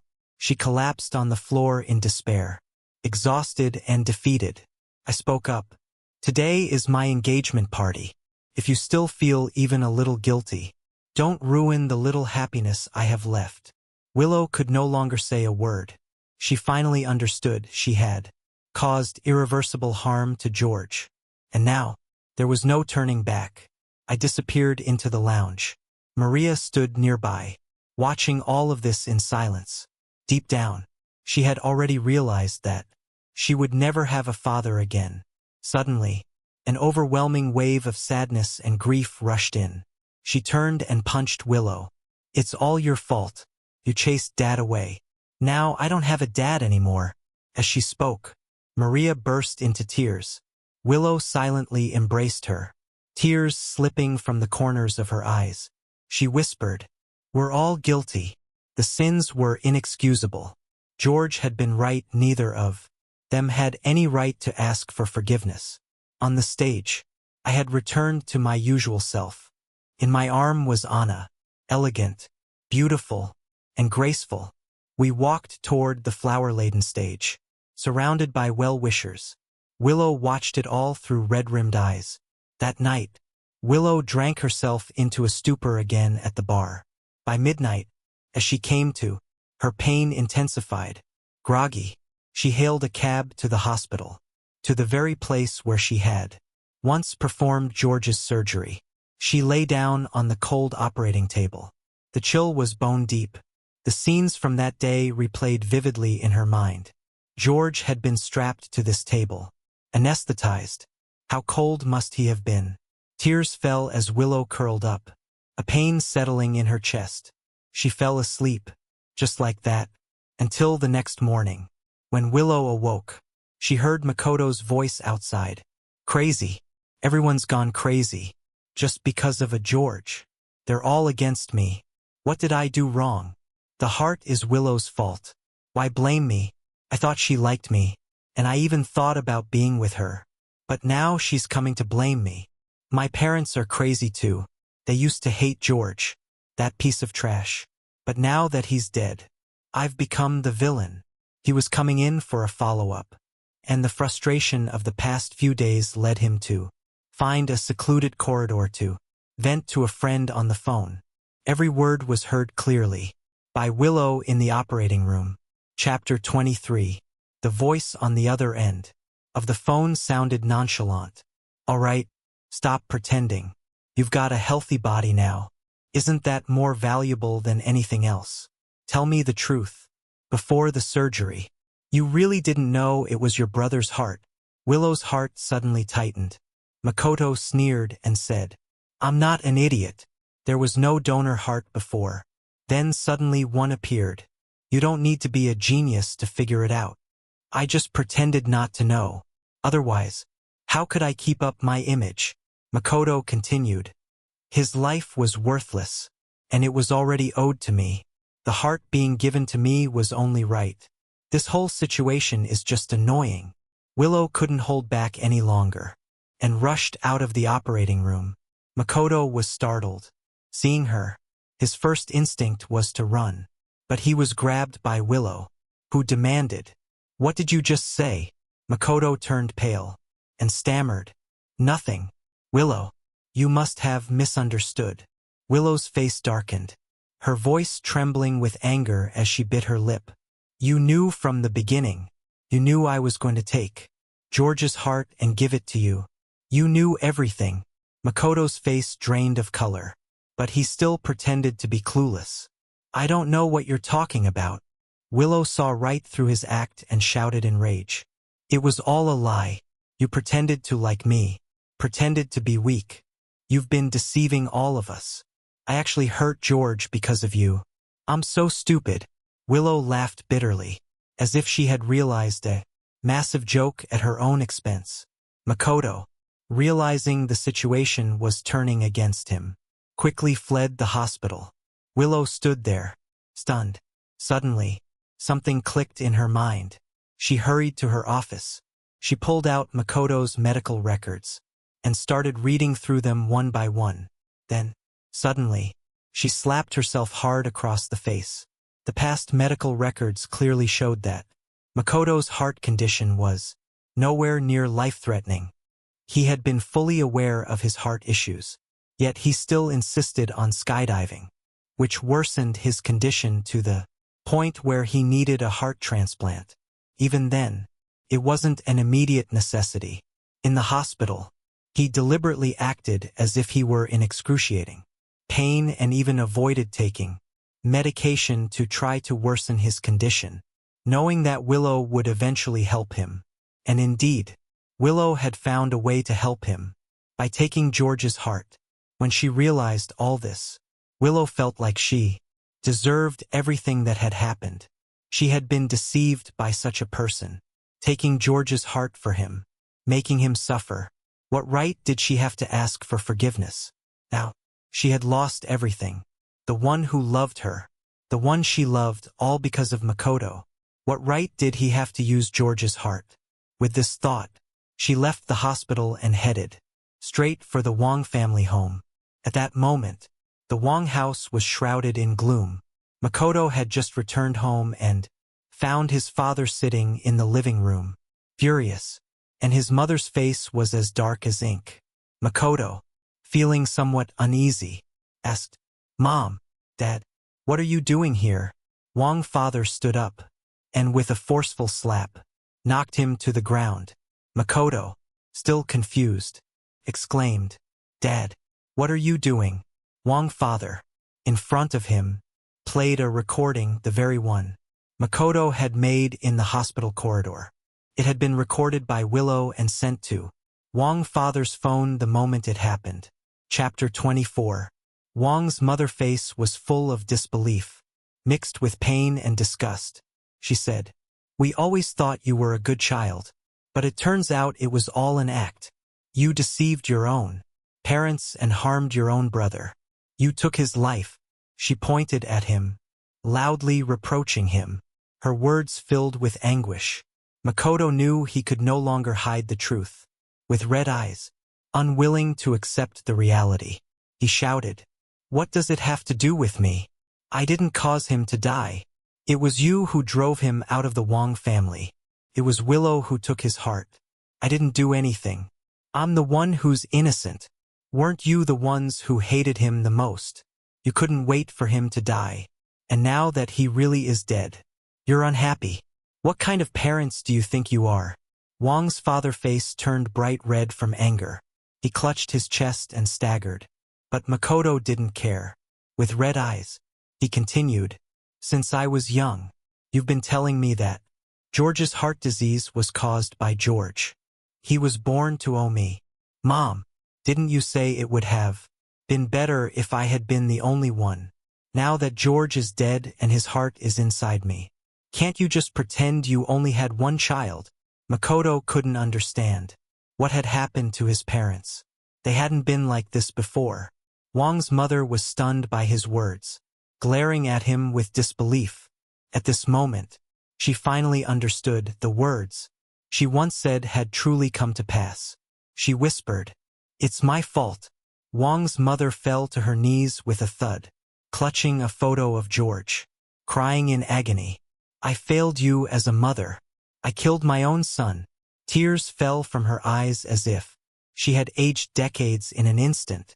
When Willow arrived, she saw Wang's father convulsing on the floor and Wang's mother crying uncontrollably. Makoto was standing by, watching coldly. He was about to leave. Willow blocked his path, her eyes red with fury. "Why did you harm George?" Makoto was furious now and violently pushed Willow away. He shouted, "Who harmed him? You. I didn't do anything, and you're all blaming me. But you're the selfish, hypocritical, narrow-minded, and venomous ones. You should thank me. If it weren't for me, his body would have been burned to ashes. At least now there's a heart beating inside me." Willow staggered back a couple of steps and then let out a low laugh. She didn't argue with Makoto but instead mocked herself. "Yeah, I'm selfish and hypocritical, narrow-minded and venomous. I killed George. But what gives you the right to have George's heart?" Saying this, Willow grabbed a nearby vase and smashed it over Makoto's head. Makoto fell to the ground, dizzy. Willow rushed at him, grabbing his throat. The sensation of suffocation took over, and Makoto struggled desperately. But his body, still recovering from surgery, couldn't handle the strain. Soon, his limbs grew weak, and he was unable to fight back. Makoto's defiance melted away, replaced with fear. "I was wrong. I shouldn't have said that. I didn't mean it." In an instant, his eyes widened in terror. Willow was holding a sharp surgical knife in her hand. Makoto's voice trembled in fear. "Willow, I really know I was wrong. Please, calm down." But Willow had stopped listening to anything. In her mind, the voices of Makoto and George intertwined. One cruelly reminded her of how she had hurt the person she loved. The other mocked her, ridiculing her foolish and laughable actions, mocking her self-inflicted misery. When she regained her senses, she realized her hand was warm. Looking at what lay in her hand, Willow was transported back to that day in the operating room. The nurse had asked, "Dr. Lu, is it time for the transplant?" Chapter 25. Without thinking, Willow immediately rejected. No transplant. This was George's heart. She wanted to return it to him, but looking around, she couldn't find me anywhere. She stood up, cradling the heart in her hands, and set off to find George. That night, the police discovered Willow lying in the snow, a pool of blood surrounding her. Wang's father had suffered a stroke and was lying in the villa, while Wang's mother had fainted from the shock. The investigation revealed a living organ donation case that shocked the whole of a city. The news exploded on social media. I learned about it 3 days later. Since the last time I parted with Willow, I had turned off my phone and ignored the outside world. I didn't want to get caught up in the past, but I didn't expect to hear from my father that Wang Corporation had collapsed. After Willow's arrest, the fact that the Wang family had exchanged one son's life for another's could no longer be hidden, and public opinion became chaotic. The hospitals under Wang Corporation closed, and everyone involved was arrested. Wang Corporation's stock prices plummeted and it quickly declared bankruptcy. Wang's father, who had not received timely medical attention for his stroke, woke up to find himself paralyzed on one side of his body, unable to move or care for himself. Wang's mother, overwhelmed by grief, went insane, holding on to George's photo and refusing to let go. The once mighty Wong family had fallen. Lucas, who lost his father, was taken abroad by his mother. Willow was diagnosed with schizophrenia and sent to a mental institution. The once brilliant genius had now become a prisoner of her own mind, the subject of countless discussions and pity. When I visited the mental hospital, I saw a dazed Willow. She had lost much weight. Her face was hollow, and her hair had been cut short. No longer the spirited woman she once was. When she saw me, her vacant eyes suddenly focused. She said, "You look like someone I used to know." I asked, "Who do I look like?" She said, "You look like my husband. Unfortunately, I hurt him. He won't forgive me. Never." As she spoke, Willow suddenly laughed and cried, repeatedly saying, "He won't forgive me. Never." As I left, I took one last look at Willow. I thought to myself, our 8 years of love and pain are now settled. I don't hate you anymore. Don't remember me either. Let's both start fresh. When I left, I went to the social welfare institution. After Willow was locked up, Maria was sent there. In the director's office, I donated a large sum of money to the institution and stood by the window, watching Maria downstairs. Unlike the other children, Maria was sitting alone, drawing pictures. The director sighed as he spoke. "The child is still adjusting. Our teachers are very loving, and we have several children with autism here, and they've all adjusted very well." Several children walked up to Maria, asking, "What are you drawing? Can we draw with you?" Maria used to not like playing with others, but now, she hesitated and nodded. I watched her for a long time before saying, "From now on, Gene Corporation will make annual donations to the Welfare Institute. I'll also come to check on this child from time to time. Please take good care of her." The director agreed repeatedly. As I was leaving, the director asked, "Aren't you going to see the child?" I thought for a moment and shook my head. It's better to leave the past behind. Seeing that Maria was doing well here, I was at ease. For the future, let's both look ahead. From now on, live your life well.